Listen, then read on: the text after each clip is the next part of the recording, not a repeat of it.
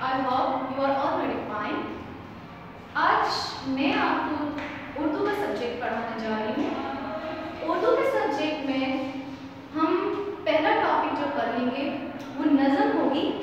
कौन सी नज़म होगी? मैंने यहाँ पर शो किया है, नज़म है नात। तो नात तो हमने बहुत बार पढ़ी है, बार बार हम मिलाद वगैरह में पढ़ते हैं। क्या आपको पता है कि नात का मतलब क्या है? I think you are not better. I want to tell you. नात किसे कहते हैं? शायरी के इस्लाम में नात क्या मतलब है? नात के क्या मफ़हूम है? नात उसे कहा जाता है जिसमें हमारे नबी सल्लल्लाहु अलैहि वसल्लम की तारीफ बयान की जाए, उनके हुस्न जमाल को बयान कर दिया जाए, उनके इखलाक व आदाब का तस्करा हो। शायरी के इस्लाम में उन तमाम चीज़ों को नात कहते हैं। नात का सिंपल फॉर्म है सना, तारीफ। इस नात को लिखने वाले शायर मैंने यहाँ पर शो किया है। शायर का नाम है महशर रसूल नगरी। इस नज़म को महशर रसूल नगरी ने राइट किया है। आप अपनी बुक का सफ़ा नंबर 11 खोल लें, जो हम रीड करने जा रहे हैं, और मैं साथ ही साथ आपको नात के हवाले से हर मिसरे की एक्सप्लेनेशन भी दूंगी। तो आए हम स्टार्ट करते हैं, नात के बारे में पढ़ते हैं और फिर उसको समझते हैं।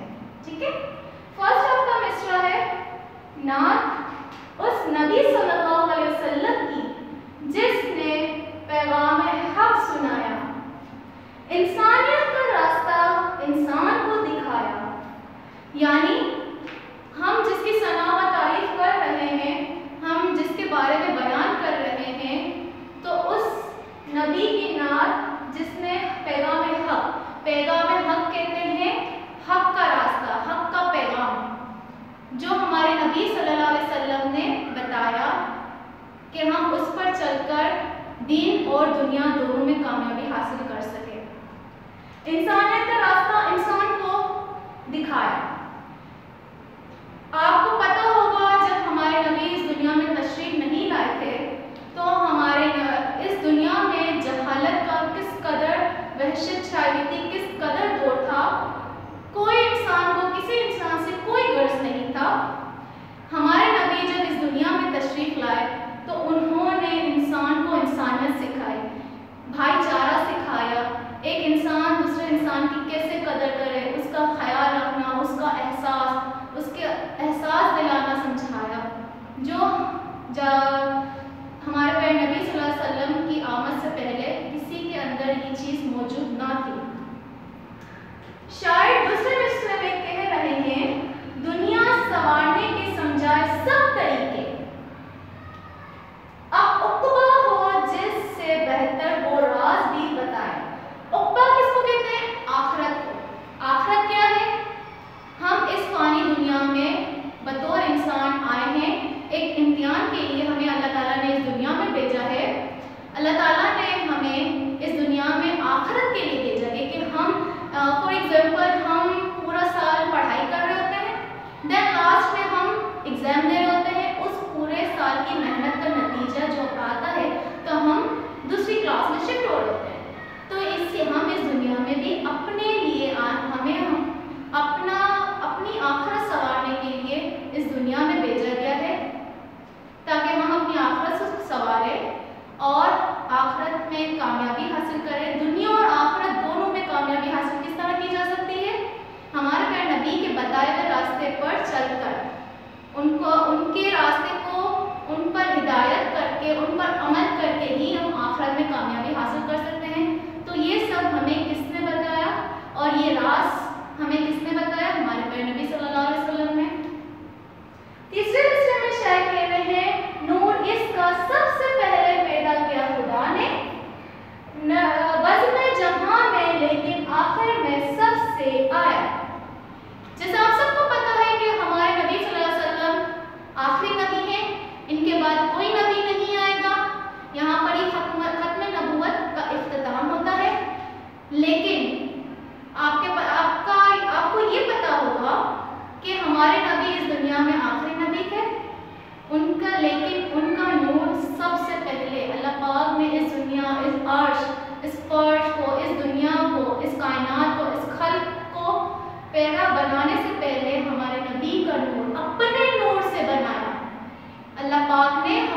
नबी का नूर अपने नूर से बनाया। आपको ये पता होगा कि हमारे नबी का साया ज़मीन पर नहीं पड़ता था, क्योंकि वो खुद ही नूर थे, तो उनका साया ज़मीन पर कैसे पड़ेगा।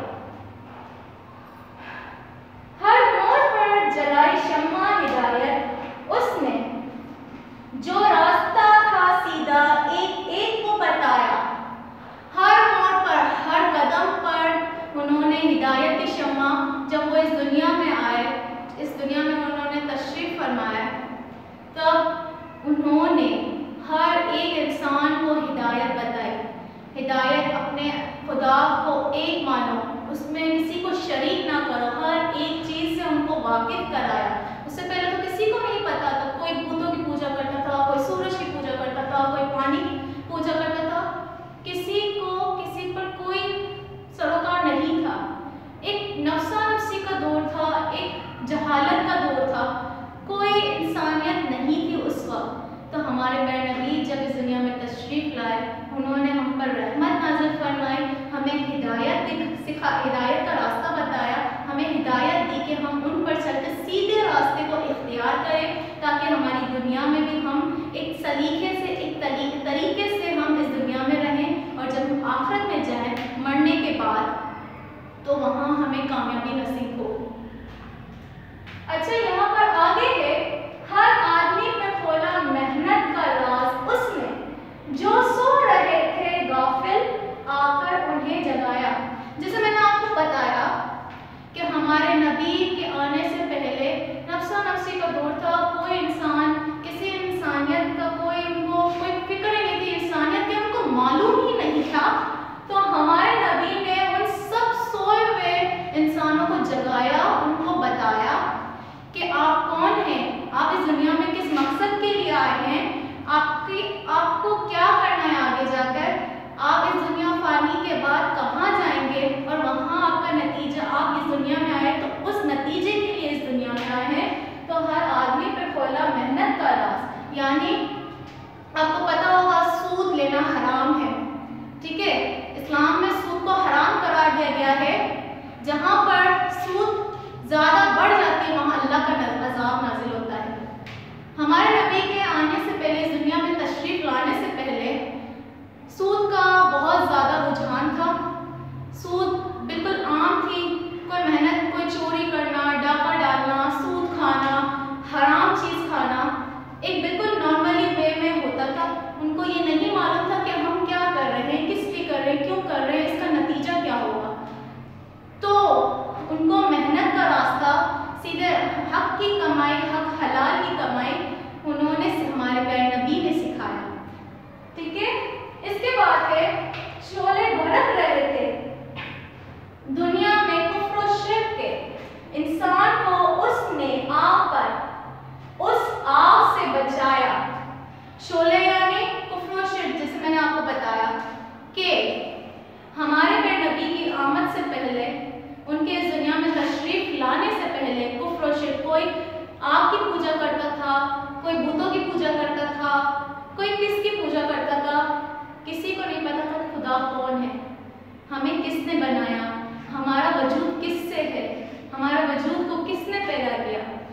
तो ये सब हमारे प्यारे नबी की आमद के बाद उन्होंने हमें बताया, और हम खुश नसीब हैं, हम खुश नसीब हैं कि हम उनके उम्मती हैं, जिनके उम्मती बनने के लिए पैगंबर भी दुआएं करते थे। हम बहुत खुश नसीब हैं इस बात से, हमें फख्र होना चाहिए हमें अपनी उम्मत होने पर कि हम अपने नबी की उम्मती हैं, जो पैगंबर दुआएं करते थे उनकी उम्मत में आने के लिए, और हमें तो उनका पैदा होने से पहले उम्मती बनाया गया, उनकी उम्मत में डायरेक्ट आए पैदा होने के बाद। तो हमें इस बात पर खुश होना चाहिए, हमें तो फख्र होना चाहिए इस बात पर। लेकिन आजकल के दौर में हम इस बात को भूल चुके हैं, हम भटक रहे हैं। जो हमें राह दिखाई गई है, जिस रास्ते पर हमें चलना सिखाया गया है, हम उनसे भटक रहे हैं, ठीक है।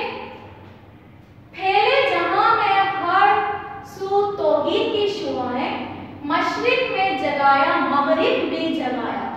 जैसे मशरिक, जहाँ हम जिस बड़े आज़म में रह रहे हैं वो मशरिक कहलाता है, ठीक है। मगरिब मगरिब में आपको पता है किस हाल का दौर है, जहाँ इस्लामी ममालिक नहीं है, वहाँ किस तरह बेहयाई, सूद, हलाल हराम कोई फर्क नहीं है, खाना हलाल हराम का कोई कॉन्सेप्ट नहीं है। तो हमें आप सल्लल्लाहु अलैहि वसल्लम जब इस दुनिया में तशरीफ लाए तो उन्होंने तौहीद कहते हैं अल्लाह को एक मानना, तौहीद पर यकीन ही हमारी बुनियाद है। वो कहते हैं ना, किसी ईंट, जब हम किसी बिल्डिंग की इमारत बना रहे हैं तो जो ईंट होती है ना, वो अगर हमारी मजबूत रहेगी तो हमारी बिल्डिंग भी मजबूत रहेगी। तो हमारी ईंट क्या है? तौहीद से है। तो तौहीद अगर हम उस पर पुख्ता यकीन रखेंगे, उस खुदा पर यकीन रखेंगे, तो हमारी आखिरत भी कामयाबी हमें आखिरत में मिलेगी। मशरिक भी जगमगाया, मगरिब भी जगमगाया।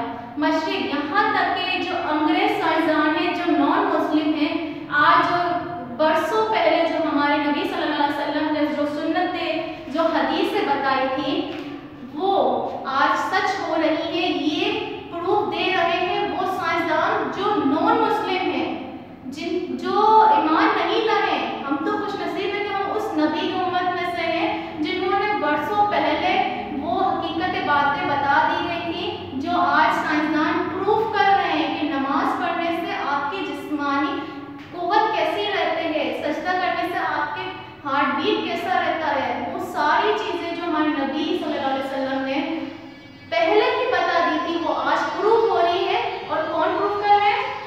मगरिबी लोग, साइंसदान। जो साइंसदान होते हैं, जैसे साइंटिस्ट होते हैं, वो आज उस बात को प्रूव कर रहे हैं कि हाँ वो सच थे, वो बातें जो पहले बता दी गई वो अब सच हैं, वो इस बात को तस्लीम कर रहे हैं। तो हमारे लिए तो ये बहुत बड़ी बात है, जो वो यकीन नहीं कर रहे थे लेकिन आज वो यकीन कर रहे हैं इस बात पर। लास्ट है, भूली हुई थी दुनिया अपने खुदा को महशर, खालिक के दर पे उसने मखलूक को झुकाया। इस दुनिया में आने के बाद जहालत का जब दौर था, तब किसी को नहीं पता था खुदा कौन है, हमें किसने इस दुनिया में लाया, हमें किसने पैदा किया, हम कौन हैं, हमें किस मकसद के लिए इस दुनिया में भेजा गया।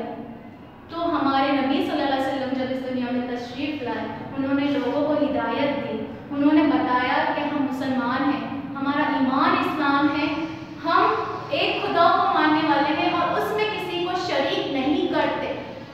तो ये बातें तमाम की तमाम हमारे नबी सल्लल्लाहु अलैहि वसल्लम के आने से उनकी रहमत हम पर जो नाजिल हुई, अल्लाह पाक ने हम पर एक रहमत नाजिल की, उनको इस दुनिया में भेजकर, जिनका नूर तो अल्लाह पाक ने अपने नूर से उनको बनाया।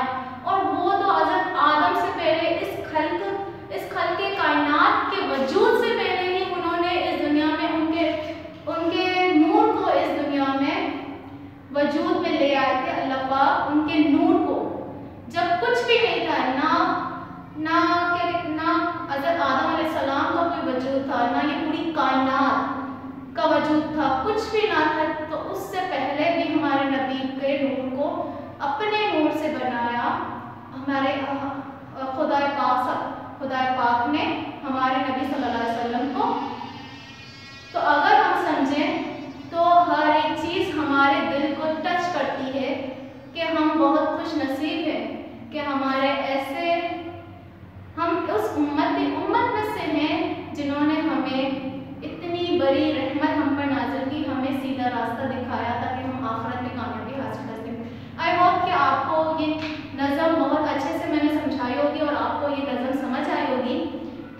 ये नज़म आप भी खुद पढ़ने की, उसको समझने की कोशिश करिएगा, क्योंकि अब हम जा रहे हैं ऑनलाइन की तरफ। तो ऑनलाइन में मैं थोड़ा आपको वर्क भी, कुछ असाइनमेंट भी इस चैप्टर के हवाले से दे देती हूँ, इस नज़म के हवाले से दे देती हूँ। फर्स्ट तो आपका मिड टर्म पूरा कंप्लीट हो गया है, मिड टर्म का कंप्लीट का आपने टाइटल बना लिया। देन नेक्स्ट पेज पर आपने फाइनल टर्म स्टार्ट का टाइटल बना लिया। देन आपने इस नज़म का टाइटल बना लिया, जो नज़म है नात, ठीक है। इसके बाद आपने एक पेज लिखाई करनी है, खूबसूरत अच्छी साफ सुथरी राइटिंग में। देन आपने अपनी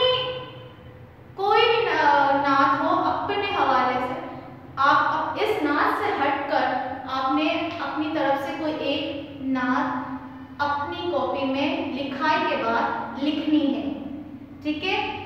और मुझे उम्मीद है कि आपको ये नज़म बहुत अच्छे से समझ आई होगी। अपना बहुत ख्याल रखिएगा, पढ़ाई पर कॉन्सेंट्रेट करिएगा। ऑनलाइन है तो इट्स मीन नॉट कि आप पढ़ाई से दूर हट जाएं, ये भी आपकी पढ़ाई हो रही है बाय ऑनलाइन, और उस तरीके से हो रही है जिस तरीके से आप स्कूल में बैठ रहे हैं। आई होप आपको बहुत अच्छा लगा होगा, आपको बहुत अच्छे से समझ आया होगा। शुक्रिया, अल्लाह हाफ़िज़।